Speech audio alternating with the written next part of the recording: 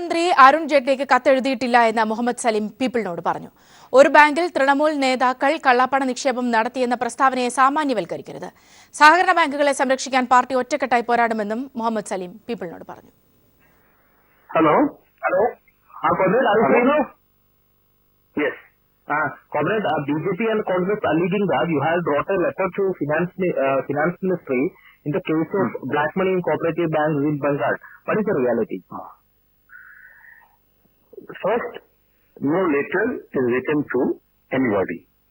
But I made through the press the allegation that in my constituency, that is Raiganj Central Cooperative Bank, the Trinamool Congress have captured the bank with the help of goons, forcibly, and now they are utilizing some of the accounts and some of the branches of the Raiganj Central Cooperative Bank to whitewash their black money, which they have amassed in Sarda and Narda cheat fund schemes. At the same time, some recruitment process is corrupted in Bengal, police and teachers recruitment, so they got huge bribe money. ഈ വാർത്തയുടെ കൂടുതൽ വിവരങ്ങളുമായി M Santhosh ചേരുന്നുണ്ട്. സന്തോഷ്, ഇത്തരത്തിലുള്ള വലിയൊരു പ്രചരണം നടക്കുന്ന പശ്ചാത്തലത്തിൽ കൂടിയാണ് മുഹമ്മദ് സലീം സത്യാവസ്ഥ വെളിപ്പെടുത്തുന്നത്. എന്തൊക്കെ കാര്യങ്ങളാണ് പറഞ്ഞത്? സൗമ്യ, കേരളത്തിൽ സഹകരണ ബാങ്കുകളെ സംരക്ഷിക്കണമെന്നാവശ്യപ്പെട്ട് CPIM സമരം നടത്തുമ്പോൾ ബംഗാളിലെ സഹകരണ ബാങ്കുകളിൽ കള്ളപ്പണമുണ്ടെന്ന് കാട്ടി PB അംഗം മുഹമ്മദ് സലീം ധനമന്ത്രി അരുൺ ജെയ്റ്റ്ലിക്ക് കത്തെഴുതിയെന്നായിരുന്നു ചില മാധ്യമങ്ങളും BJP നേതാക്കളും പ്രചരിപ്പിച്ചത്. എന്നാൽ കത്തെഴുതിയെന്നത് അടിസ്ഥാനരഹിതമാണെന്നും വ്യാജ പ്രചരണമാണ് ചിലർ നടത്തുന്നതെന്നും CPIM കേന്ദ്ര നേതൃത്വം വ്യക്തമാക്കിയിട്ടുണ്ട്. CPM PB അംഗം മുഹമ്മദ് സലീം തന്നെ ഈ കാര്യം നിഷേധിച്ചു. ജെയ്റ്റ്ലിക്ക് കത്തെഴുതിയിട്ടില്ല, കത്തെഴുതി എന്നുള്ളത് വ്യാജ പ്രചരണമാണ്. മുഹമ്മദ് സലീമിന്റെ മണ്ഡലമായ റായ്ഗഞ്ചിലുള്ള തൃണമൂൽ കോൺഗ്രസ് നേരത്തെ പിടിച്ചെടുത്ത ഒരു സഹകരണ ബാങ്കിൽ നോട്ട് നിരോധനം വന്നതിന് ശേഷം തൊട്ടടുത്ത 3 ദിവസങ്ങളിൽ 58 കോടി രൂപ നിക്ഷേപം വന്നു എന്ന് വാർത്താ സമ്മേളനത്തിൽ തെളിവ് സഹിതം ചൂണ്ടിക്കാട്ടിയിരുന്നു മുഹമ്മദ് സലീം. ഇതിന്റെ അടിസ്ഥാനത്തിൽ ആദായ നികുതി വകുപ്പ് ആ ബാങ്കിൽ പരിശോധന നടത്തുകയും ചെയ്തിട്ടുണ്ട്. ഒരു ബാങ്കിന്റെ പേരെടുത്ത് പറഞ്ഞ് ഈ കാര്യം ചൂണ്ടിക്കാട്ടിയതിനെ സാമാന്യവൽക്കരിക്കുന്നത് ശരിയല്ല എന്നാണ് മുഹമ്മദ് സലീം ഇപ്പോൾ വ്യക്തമാക്കുന്നത്. ഇത്തരത്തിൽ വ്യാജ പ്രചരണം കത്തെഴുതി എന്ന് വ്യാജ പ്രചരണം നടത്തുന്നതിന് പിന്നിൽ ദുരുദ്ദേശമാണുള്ളത്. കർഷകരുടെയും പാവങ്ങളുടെയും ദുർബല വിഭാഗങ്ങളുടെയും അത്താണിയായ സഹകരണ ബാങ്കുകളെ സംരക്ഷിക്കാൻ പാർട്ടി ഒറ്റക്കെട്ടായി പോരാടുമെന്ന് മുഹമ്മദ് സലീം വ്യക്തമാക്കുന്നു. അതേസമയം തന്നെ സഹകരണ ബാങ്കുകളുടെ കാര്യത്തിൽ പാർട്ടിയിൽ ഭിന്നതയെന്ന തരത്തിൽ ചില മാധ്യമങ്ങൾ നടത്തുന്ന പ്രചരണം ദുഷ്ടലാക്കോടുകൂടിയാണെന്ന് മുഹമ്മദ് സലീം അഭിപ്രായപ്പെട്ടു. അതേസമയം തന്നെ CPMന്റെ കേന്ദ്ര നേതൃത്വവും ഇത് വ്യാജ പ്രചരണമാണ് എന്നുള്ളത് വ്യക്തമാക്കിയിട്ടുണ്ട്. CPM PB അംഗം വൃന്ദ കാരാട്ട് പറഞ്ഞത്, ജനങ്ങൾക്ക് ഇത്രയധികം ദുരിതം നേരിടുന്ന സമയത്തിൽ യഥാർത്ഥ വിഷയങ്ങളിൽ നിന്നും ഒളിച്ചോടാനാണ് ഇത്തരത്തിലുള്ള വ്യാജ പ്രചരണവുമായി ചിലർ രംഗത്തെത്തുന്നത് എന്നാണ് CPM ഇപ്പോൾ വ്യക്തമാക്കുന്നത്. കേരളത്തിലെ CPM നടത്തുന്നത് ചരിത്രപരമായ സമരമാണ്. ദേശീയ തലത്തിൽ തന്നെ പാർട്ടി ഈ സഹകരണ പ്രസ്ഥാനങ്ങളെ സംരക്ഷിക്കണം എന്നാവശ്യപ്പെട്ടുകൊണ്ട് ശക്തമായ സമരത്തിലേക്ക് നീങ്ങുകയാണ്. ഈ സമരത്തെ മുന്നിൽ കണ്ടുകൊണ്ട് ഇത്തരത്തിലുള്ള വ്യാജ പ്രചരണങ്ങൾ നടത്തി ഈ സമരങ്ങളെ തകർക്കാനും യഥാർത്ഥ വിഷയങ്ങളിൽ നിന്ന് ഒളിച്ചോടാനുമാണ് BJP ശ്രമിക്കുന്നത് എന്നാണ് ഇപ്പോൾ CPIM വ്യക്തമാക്കിയിട്ടുള്ളത്. സൗമ്യ, എം സന്തോഷാണ് വിവരങ്ങൾ നൽകിയത്. മറ്റു വാർത്തകളിലേക്ക്. സഹകരണ ബാങ്ക് പ്രതിസന്ധിയുമായി ബന്ധപ്പെട്ട സംയുക്ത സമരത്തിൽ UDF-ൽ ഭിന്നത. സംയുക്ത സമരത്തിൽ നിന്നും പിന്മാറുന്നുവെന്ന് VM സുധീരൻ പറഞ്ഞു. എന്നാൽ കോൺഗ്രസ് നിലപാട് തള്ളി ലീഗ് രംഗത്തെത്തി. യോജിച്ച പ്രക്ഷോഭമാണ് വേണ്ടതെന്ന് league general secretary KP Majeed പറഞ്ഞു. സഹകരണ പ്രസ്ഥാനങ്ങളെ തകർക്കാനുള്ള കേന്ദ്ര സർക്കാർ നീക്കത്തിനെതിരെ ഇടതുമുന്നണിയുമായി ഒത്തുചേർന്ന് സമരം ചെയ്യാനുള്ള നിലപാടിലായിരുന്നു രമേശ് ചെന്നിത്തലയും ഉമ്മൻചാണ്ടിയും. എന്നാൽ ഒരുമിച്ചൊരു സമരത്തിന് പാർട്ടി വേദികളിലൊന്നും തീരുമാനമെടുത്തിട്ടില്ല എന്ന് VM സുധീരനും MM ഹസനും ഇന്ന് വ്യക്തമാക്കി. സമാന രീതിയിലുള്ള ആ പ്രതിഷേധം നടത്തുമ്പോൾ കേന്ദ്ര ഗവൺമെന്റ് തെറ്റായ നടപടികളോട് സമാനമായി പ്രതിഷേധ സ്വരം ഉയർത്തുമ്പോൾ അതിൻ്റെ അർത്ഥം കേരളത്തിൽ സംയുക്തമായ സമരം നടത്തുക എന്നർത്ഥമല്ല. അങ്ങനെ ഒരു കാര്യത്തെക്കുറിച്ച് ഇതുവരെ ആലോചിച്ചിട്ടില്ല. എന്നാൽ സഹകരണ പ്രതിസന്ധി സംസ്ഥാനത്തിന്റെ മുഴുവൻ വിഷയമാണെന്നും സഹകരണ മേഖലയ്ക്ക് വേണ്ടി ഒന്നിച്ചു നിൽക്കണമെന്നും പറഞ്ഞ് KP മജീദ് കോൺഗ്രസ് നിലപാടിനെ പൂർണ്ണമായും തള്ളി. കേരളത്തിന്റെ പൊതുവായൊരു പ്രശ്നമാണ്. ഈ പ്രശ്നത്തെ രാഷ്ട്രീയപരമായിട്ടുള്ള വേർതിരിവ് കണ്ട് നിൽക്കേണ്ട ഒരു കാര്യമില്ലെന്നും കേരളത്തിലെ സഹകരണ മേഖല രക്ഷപ്പെടുത്താൻ വേണ്ടി എല്ലാവരും ഒന്നിച്ചു നിൽക്കണമെന്നുള്ളത് പൊതു അഭിപ്രായമാണ്. സഹകാരികളുടെ പൊതു അഭിപ്രായമാണ്. ഇത് CPI സഹകരിക്കുക എന്നതല്ല. എൻ്റെ ഒരു അഭിപ്രായത്തിൽ എന്ന് വെച്ചിട്ടുണ്ടെങ്കിൽ ഈ ഒരു പ്രശ്നത്തിൽ എല്ലാവരും കൂട്ടായി കേരളത്തിൻ്റെ പൊതുപ്രശ്നങ്ങൾക്ക് എല്ലാവരും കൂട്ടായിട്ട് കാര്യങ്ങൾ ചെയ്തു പോകേണ്ടതാണ്. റിസർവ് ബാങ്കിന് മുന്നിൽ സമരം നടത്തുന്ന കാര്യം തങ്ങളോട് ആലോചിച്ചില്ല എന്ന ദുർബലവാദമാണ് ഒന്നിച്ചൊരു സമരത്തെ തള്ളിക്കൊണ്ട് രംഗത്ത് വന്ന കോൺഗ്രസ് നേതാക്കൾ ഉന്നയിച്ചത്. ഇത് കേരളത്തിന്റെ മുഖ്യമന്ത്രിയും മന്ത്രിസഭയും ഒന്നടങ്കം പോകുമ്പോൾ പ്രതിപക്ഷത്തോടും കൂടി നമുക്ക് ഒരേ ലക്ഷ്യത്തിന് വേണ്ടി ഒന്നിച്ച് മുന്നോട്ട് പോകാം എന്നൊരു വാക്ക് പറയാനുള്ള മര്യാദ ഉണ്ടായിരുന്നുവെങ്കിൽ കുറെ കൂടി നന്നായിരുന്നു എന്ന് മാത്രമാണ് ഞങ്ങൾ അതിനെക്കുറിച്ച് സൂചിപ്പിച്ചത്. വിവിധ ബ്യൂറോകൾക്കൊപ്പം ന്യൂസ് ഡെസ്ക്. നോട്ട് അസാധുവാക്കൽ സംസ്ഥാനത്തെ സഹകരണ മേഖലയിൽ പ്രതിസന്ധി സൃഷ്ടിച്ച സാഹചര്യത്തിൽ സഹകരണ വകുപ്പ് മന്ത്രി AC മൊയ്തീന്റെ അധ്യക്ഷതയിൽ ജില്ലാ സഹകരണ ബാങ്കുകളുടെ പ്രതിനിധികൾ യോഗം ചേർന്ന് ബദൽ മാർഗങ്ങൾക്ക് രൂപം നൽകി. ജില്ലാ സഹകരണ ബാങ്കുകളിലെ നിക്ഷേപകർക്ക് ഇടപാടുകൾ നടത്താനായി പ്രത്യേക ക്രമീകരണങ്ങൾ ഒരുക്കാൻ യോഗത്തിൽ ധാരണയായതായി മന്ത്രി പറഞ്ഞു. നോട്ട് അസാധുവാക്കൽ സംസ്ഥാനത്തെ സഹകരണ മേഖലയിൽ പ്രതിസന്ധി സൃഷ്ടിച്ച സാഹചര്യത്തിൽ സഹകരണ വകുപ്പ് മന്ത്രി AC മൊയ്തീന്റെ അധ്യക്ഷതയിൽ ജില്ലാ സഹകരണ ബാങ്കുകളുടെ പ്രതിനിധികൾ യോഗം ചേർന്നാണ് ബദൽ മാർഗങ്ങൾക്ക് രൂപം നൽകിയത്. ജില്ലാ സഹകരണ ബാങ്കുകളിലെ നിക്ഷേപകർക്ക് ഇടപാടുകൾ നടത്താനായി പ്രത്യേക ക്രമീകരണങ്ങൾ ഒരുക്കാൻ യോഗത്തിൽ ധാരണയായതായി മന്ത്രി പറഞ്ഞു. അവരുടെ നിത്യോപയോഗ സാധനങ്ങൾ ഉൾപ്പെടെയുള്ള കാര്യങ്ങൾ നിർവഹിക്കുന്നതിന് സിവിൽ സപ്ലൈസ് കോർപ്പറേഷൻ, ഹോൾട്ടികോർപ്പ് ഇതുപോലുള്ള സ്ഥാപനങ്ങളിൽ നിന്ന് അവർക്ക് സാധനങ്ങൾ വാങ്ങിക്കുന്നതിന് വേണ്ടി ജില്ലാ ബാങ്കിൻ്റെ ഉറപ്പിൻ്റെ കൂടിയ അടിസ്ഥാനത്തിൽ അവർക്ക് ആവശ്യമായ സൗകര്യങ്ങൾ ഒരുക്കി കൊടുക്കുകയാണ്. നിക്ഷേപം ഉപയോഗിച്ച് നിത്യോപയോഗ സാധനങ്ങൾ വാങ്ങാനായി ബാങ്കുകൾ നിക്ഷേപകർക്ക് പ്രത്യേക കാർഡ് നൽകും. കൺസ്യൂമർ ഫെഡ്, മാവേലി സ്റ്റോർ തുടങ്ങി സർക്കാർ സ്ഥാപനങ്ങളിലാണ് ആദ്യഘട്ടത്തിൽ സൗകര്യമൊരുക്കുക. സ്ഥാപനങ്ങൾക്ക് ബാങ്ക് പിന്നീട് പണം നൽകും. ഇതിനായി സ്വകാര്യ സ്ഥാപനങ്ങളുമായും വ്യാപാരി സംഘടനകളുമായും സർക്കാർ ചർച്ച നടത്തും. മന്ത്രിസഭയായിരിക്കും ഈ നിർദ്ദേശങ്ങളിൽ അന്തിമ തീരുമാനമെടുക്കുക. സഹകരണ ബാങ്കുകളുടെ പ്രവർത്തനം അവതാളത്തിലാക്കുന്ന റിസർവ് ബാങ്ക് നടപടികൾക്കെതിരെ ജില്ലാ സഹകരണ ബാങ്കുകൾ സംയുക്തമായി സുപ്രീം കോടതിയെ സമീപിക്കാനും യോഗത്തിൽ തീരുമാനമായി. സഹകരണ ബാങ്കുകളുടെ പ്രവർത്തനം തടസ്സപ്പെടുത്താനുള്ള നീക്കങ്ങളെ എതിർക്കുമെന്നും എന്നാൽ ബാങ്കുകളിലെ നിക്ഷേപം സംബന്ധിച്ച നിയമാനുസൃതമായ ഏതു പരിശോധനയ്ക്കും സർക്കാർ എതിരല്ലെന്നും മന്ത്രി AC മൊയ്തീൻ വ്യക്തമാക്കി. News bureau, Thiruvananthapuram. സഹകരണ ബാങ്കുകൾക്ക് താഴിടാനുള്ള കേന്ദ്ര സർക്കാർ നീക്കം പാവപ്പെട്ട കുടുംബങ്ങളിലെ പെൺകുട്ടികളുടെ വിവാഹം അനിശ്ചിതത്വത്തിലാക്കുന്നു. കൊല്ലം അച്ചൻകോവിൽ സ്വദേശിനി ആതിരയുടെ വിവാഹം നടക്കണമെങ്കിൽ സഹകരണ ബാങ്കിലെ 2 ലക്ഷം രൂപയുടെ നിക്ഷേപം പിൻവലിക്കാനാകണം. എന്നാൽ റിസർവ് ബാങ്കിന്റെ ഉത്തരവ് മൂലം നിക്ഷേപം പിൻവലിക്കാനാകുന്നില്ല. അച്ചൻകോവിൽ സ്വദേശികളായ ശശിധരൻ നായർ, സുജാത ദമ്പതികളുടെ മകൾ ആതിരയുടെ വിവാഹം അടുത്ത മാസം 4-നാണ് നിശ്ചയിച്ചിരുന്നത്. വിവാഹ ചെലവിനായി ആകെയുള്ള 25 സെന്റ് സ്ഥലം സുജാത ആര്യങ്കാവ് സർവീസ് സഹകരണ ബാങ്കിൽ 2 ലക്ഷം രൂപയ്ക്ക് പണയപ്പെടുത്തി. പണം കയ്യിലിരുന്നാൽ ചെലവായി പോകുമെന്ന് ഭയന്ന് വായ്പയായി ലഭിച്ച തുക സഹകരണ ബാങ്കിൽ തന്നെ നിക്ഷേപിക്കുകയും ചെയ്തു. മോഡി സർക്കാരിന്റെ 8-ാം തീയതിയിലെ 8ന്റെ പണിയായി നോട്ട് നിരോധനവും സഹകരണ ബാങ്കുകളുടെ പണമിടപാട് തടഞ്ഞുകൊണ്ടുള്ള റിസർവ് ബാങ്ക് ഉത്തരവും ഓട്ടോ തൊഴിലാളിയായ ശശിധരൻ നായരെയും കുടുംബത്തെയും ആത്മഹത്യയുടെ വക്കിൽ എത്തിച്ചു. വിവാഹ ചെലവിനുള്ള പണം എങ്ങനെ കണ്ടെത്തുമെന്ന ആശങ്കയിലാണിവർ. പെട്ടെന്നാണ് ഒരു രാത്രിയിൽ അറിയുന്നു, പഴയ നോട്ടുകളെല്ലാം നിരോധിക്കുകയോ ചെയ്യുകയോ ചെയ്തു. അങ്ങനെ ഇപ്പോൾ സഹകരണ ബാങ്കുമായിട്ട് ബന്ധപ്പെട്ടപ്പോൾ ഒരു ട്രാൻസാക്ഷനും അവർ നടത്തുന്നില്ലെന്ന് പറയുകയും ഇപ്പോൾ അതിൻ്റെ ഫലമായിട്ട് എൻ്റെ കുഞ്ഞിൻ്റെ കല്യാണം ഡിസംബർ 4-ാം തീയതിയാണ്. അത് നടത്താൻ എന്നെക്കൊണ്ട് യാതൊരു നിവൃത്തിയുമില്ല. എനിക്ക് ഈ പൈസ കിട്ടിയില്ലെങ്കിൽ ഞങ്ങൾ ചിലപ്പോൾ ആത്മഹത്യ ചെയ്യേണ്ടതായിട്ട് വരും. നമ്മളെ വസ്തു കൊണ്ട് പണയം വെച്ചുള്ള പൈസയല്ലായിരുന്നു. അപ്പം നമ്മൾ പറഞ്ഞു കുറച്ചുകൂടെ കഴിഞ്ഞത് തന്നാൽ മതിയില്ല, നമ്മളിത് തീർന്നു പോകുമല്ലോ. തീർന്നുവല്ലോ, നമ്മൾ സമയമാകുമ്പോൾ എടുത്താൽ മതില്ലോ എന്ന് പറഞ്ഞു. അപ്പം പൈസയ്ക്ക് എന്നാ പറഞ്ഞ ഓർഡറായി, പഴയ പൈസ കൊടുക്കാൻ പറ്റത്തില്ല. അവർ ഇന്നാളെ വരാൻ തരാന്നാ പറഞ്ഞിരുന്നത്, ഇപ്പം ചെന്ന് ചോദിച്ചപ്പം തരുന്നില്ലെന്ന് പറയുന്നത്. ജീവിതത്തിൽ ഇതുവരെ കള്ളനോട്ട് നേരിൽ കണ്ടിട്ടില്ലാത്ത തങ്ങളെയാണോ മോഡി സർക്കാർ കള്ളപ്പണക്കാരാക്കിയതെന്ന് സുജാത ചോദിച്ചു. കൊല്ലം അച്ചൻകോവിലിലെ ശശിധരൻ നായർ, സുജാത ദമ്പതികളെപ്പോലെ നിരവധി പേർ കേരളത്തിൽ ജീവിക്കുന്നുണ്ട്. ഇവരുടെ ചോദ്യങ്ങൾക്ക് കേന്ദ്ര സർക്കാർ മറുപടി പറഞ്ഞേ തീരൂ. ആതിരയുടെ ജീവിതം ഇനി ചോദ്യചിഹ്നവുമാവുകയാണ്. കൊല്ലം അച്ചൻകോവിലിൽ നിന്ന് ക്യാമറമാൻ പ്രമോദ് പന്തിയോടിനൊപ്പം രാജ്കുമാർ. പഴയ നോട്ടുകൾ മാറ്റിവാങ്ങുന്നതിൽ ഇന്ന് നിയന്ത്രണം. മുതിർന്ന പൌരന്മാർക്ക് മാത്രമാണ് ഇന്ന് നോട്ട് മാറ്റിവാങ്ങാൻ അവസരമുണ്ടാവുക. ബാങ്കുകളുടെ അഭ്യർത്ഥന പ്രകാരമാണ് നടപടി. ഇന്നത്തെ ഒരു ദിവസം മാത്രമാണ് നിയന്ത്രണം ഏർപ്പെടുത്തിയിരിക്കുന്നത്. മറ്റുള്ളവർക്ക് ഇനി തിങ്കളാഴ്ച മാത്രമായിരിക്കും നോട്ട് മാറ്റിവാങ്ങാനുള്ള അവസരം ഉണ്ടാവുക. നോട്ടുകൾ അസാധുവാക്കിയതോടെ ഏറെ പ്രതിസന്ധിയിലായത് ബാങ്കിന്റെ സഹായികളായി പ്രവർത്തിച്ചിരുന്നവരാണ്. ഇവർ മുഖേനയാണ് സാധാരണക്കാരായ ഗ്രാമീണരെ ബാങ്കുകളുമായി ബന്ധിപ്പിച്ചിരുന്നത്. നോട്ടുകൾ അസാധുവാക്കിയതോടെ ഇവർക്ക് വീട്ടിൽ കയറാൻ കഴിയാത്ത അവസ്ഥയാണ്. ഗ്രാമീണ മേഖലയിലുള്ള സാധാരണക്കാരായ ജനങ്ങളെ ബാങ്കുകളുമായി ബന്ധിപ്പിക്കുന്നതിന് വേണ്ടിയാണ് ബാങ്ക് മിത്ര എന്ന പദ്ധതി കൊണ്ടുവന്നത്. സാധാരണക്കാരായ ജനങ്ങൾക്ക് സീറോ ബാലൻസിൽ അക്കൗണ്ട് നേടുന്നതിന് വേണ്ടി വിരലടയാളവും മേൽവിലാസവും മാത്രം ഉപയോഗിച്ചാണ് ഇത്തരം അക്കൗണ്ടുകൾ ആരംഭിക്കുന്നത്.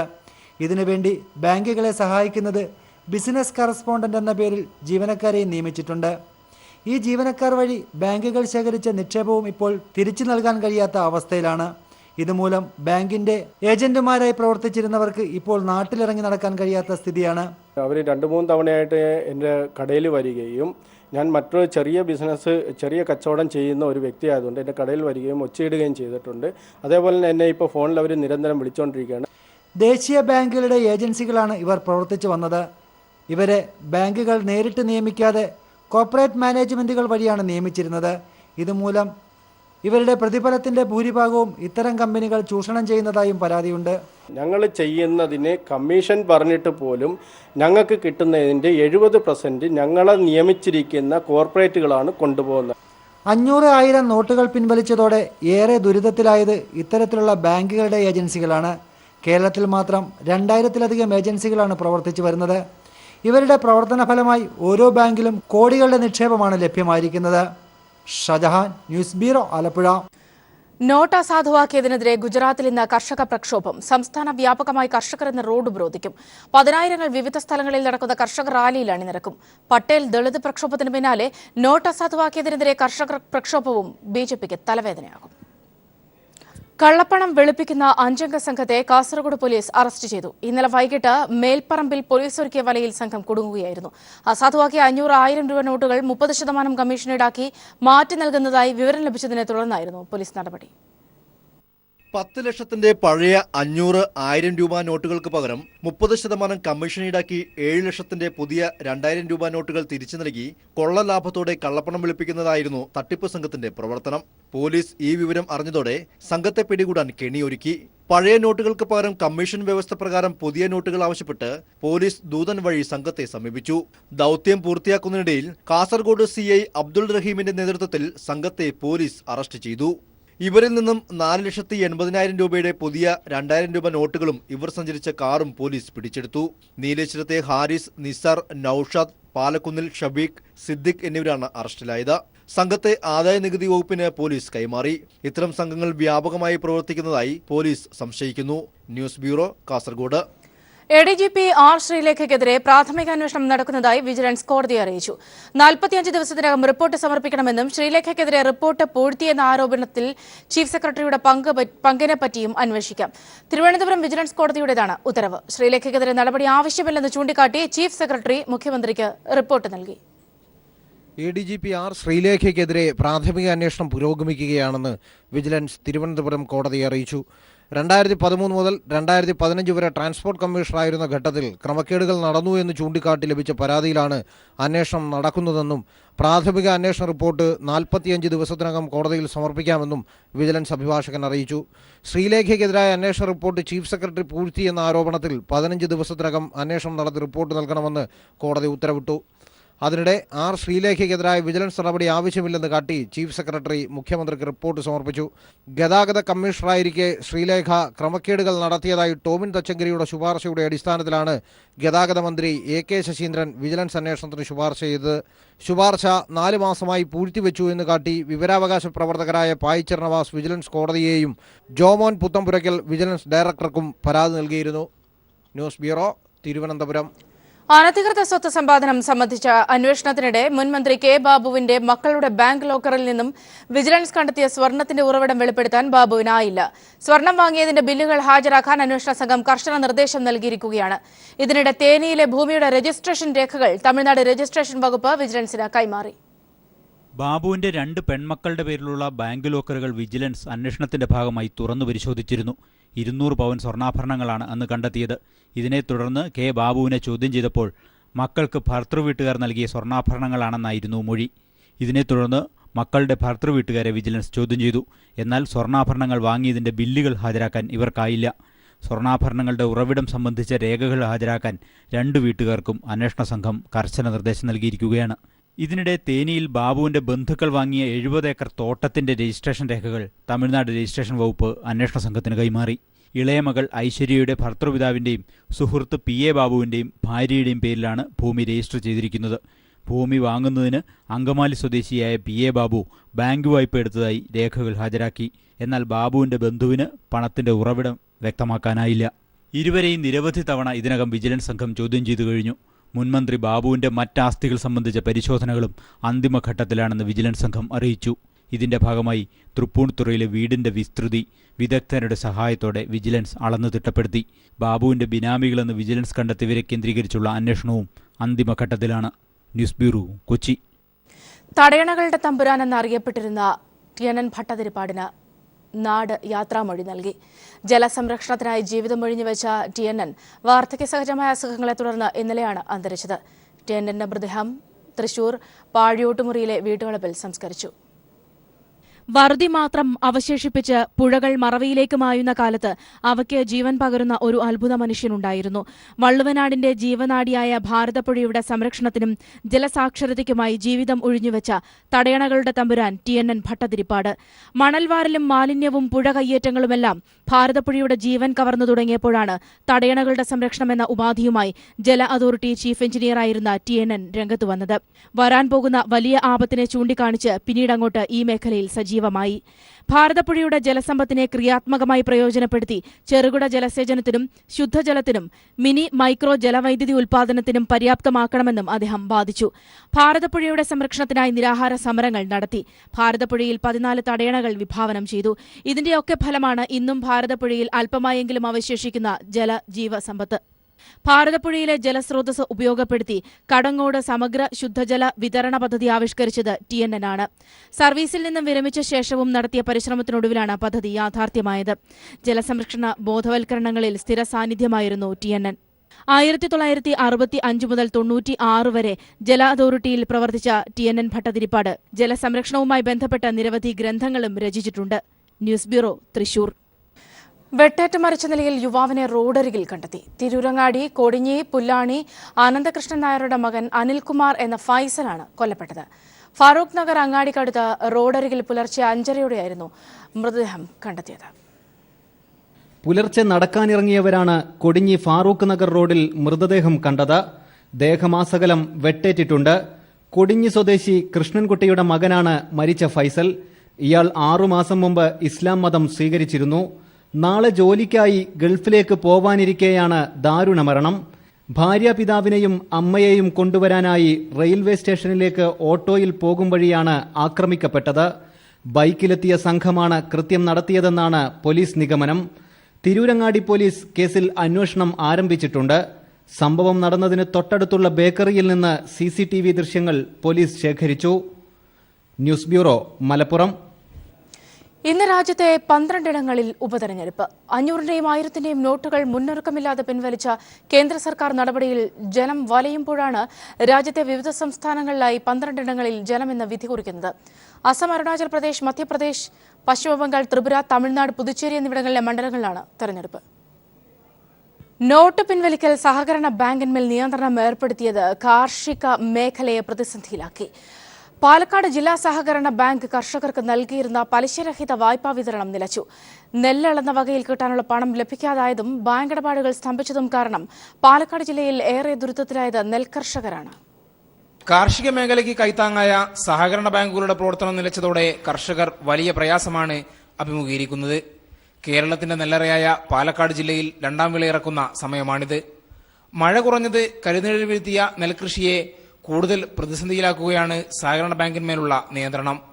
കൃഷിച്ചെലവിനായുള്ള പണത്തിന് ജില്ലയിൽ കൂടുതൽ കർഷകരും ആശ്രയിക്കുന്നത് സഹകരണ ബാങ്കുകളെയാണ്. മൊബൈൽ യൂണിറ്റ് അടക്കം 44 ബ്രാഞ്ചുള്ള പാലക്കാട് ജില്ലാ സഹകരണ ബാങ്ക് കർഷകർക്ക് 1 ലക്ഷം രൂപ പലിശരഹിത കാർഷിക വായ്പ നൽകിയിരുന്നു. പണമിടപാട് മുടങ്ങിയതോടെ പദ്ധതി സ്തംഭിച്ചെന്ന് ജില്ലാ ബാങ്ക് പ്രസിഡന്റ് R. ചിന്നക്കുട്ടൻ പറഞ്ഞു. 2ാം വിള ഇറക്കാൻ വേണ്ടി ചിലവർ വെള്ളം ബോർവെല്ലൊക്കെ അടിച്ച് വെള്ളം കുളത്തിൽ നിന്നെല്ലാം വെള്ളം ഇട്ട് നിറക്കാൻ പോവുകയാണെങ്കിലും അവർക്കിപ്പോൾ നമുക്ക് കാർഷിക വായ്പ എന്ന നിലയ്ക്ക് പലിശരഹിത വായ്പ 1 ലക്ഷം ഉറുപ്പിക കൊടുക്കാനുള്ളത് കൊടുക്കാൻ കഴിയാതെ നിൽക്കുകയാണ്. കാരണം നമുക്കിവിടെ നിന്ന് ട്രാൻസാക്ഷൻ നടക്കാൻ പറ്റാത്തൊരവസ്ഥ വരുമ്പോൾ അവർക്ക് സഹകരണ ബാങ്കിൽ പോയാൽ നടക്കില്ല. വിവാഹ ആവശ്യത്തിന് 2.5 ലക്ഷം രൂപ വരെ പിൻവലിക്കാമെന്ന് വ്യവസ്ഥയുണ്ടെങ്കിലും സഹകരണ ബാങ്കിൽ മാത്രം നിക്ഷേപമുള്ളവർ എന്തു ചെയ്യുമെന്ന ചോദ്യവും ഉയരുന്നുണ്ട്. സഹകരണ ബാങ്കിൽ നിന്ന് നെല്ലളന്ന വകയിൽ കിട്ടേണ്ട പണം ലഭിക്കാതായതും പലിശരഹിത വായ്പാ വിതരണം സ്തംഭിച്ചതും പാലക്കാട് ജില്ലയിൽ 2ാം വിള നെൽകൃഷി ഇറക്കാൻ കഴിയാത്ത സാഹചര്യമാണ് സൃഷ്ടിച്ചിട്ടുള്ളത്. News bureau, Palakkad. ശബരിമല തീർത്ഥാടകർക്ക് സന്നിധാനത്തോളം പ്രാധാന്യമുള്ളതാണ് ആയി കണ്ടുവരുന്നതാണ് ഉരക്കുഴി. സന്നിധാനത്തെത്തുന്ന ഭക്തർ ഉരക്കുഴി തീർത്ഥത്തിൽ സ്നാനം കഴിഞ്ഞാണ് നാട്ടിലേക്ക് മടങ്ങുന്നത്.